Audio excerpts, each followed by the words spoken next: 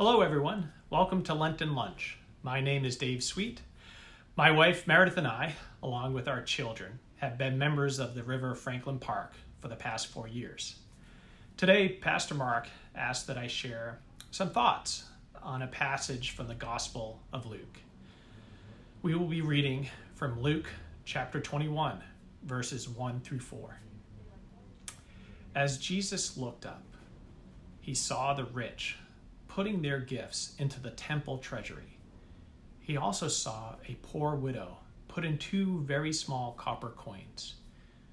"Truly I tell you," he said, "this poor widow has put in more than all the others.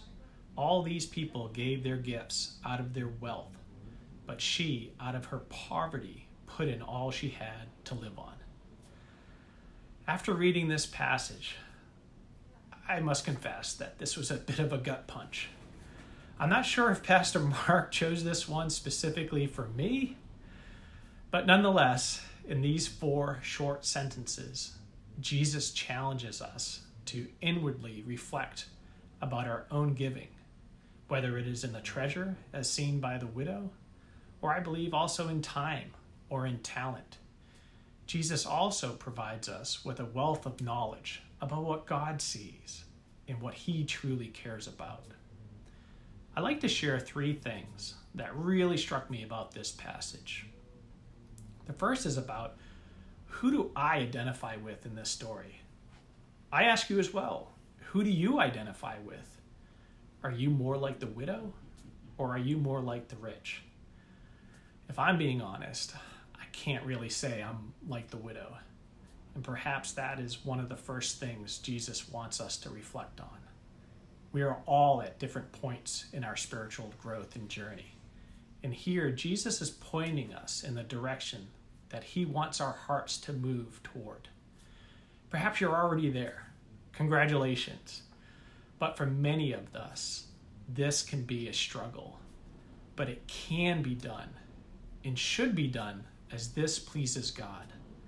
The widow is a great example that you don't need to be wealthy in order to have a heart for God. The second thing I like to talk about is, why does Jesus say this? Is Jesus laying down the ultimate guilt trip? Is this where my mother learned it from? I don't think so. Does Jesus want to challenge us?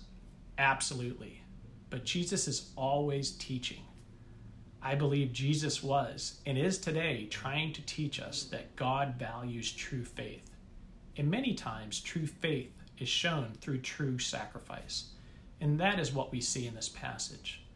Although the widow is poor in wealth, she is rich in faith. She should have been the one receiving charity, not giving charity.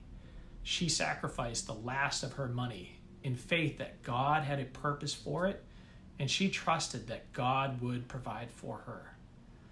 The third question that I ask is, what fueled this widow to have this much faith and sacrifice so much?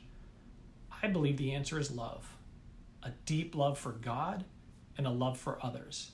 In this season of Lent, we prepare our hearts toward God to recognize and appreciate the true love that Jesus has for all of us, and the true sacrifice that he has made on our behalf. Finally, as we celebrate Jesus' love for us this Easter, my prayer for all of us is that the love we have for God causes us to be all in, just like the widow, as we move forward in our spiritual journey.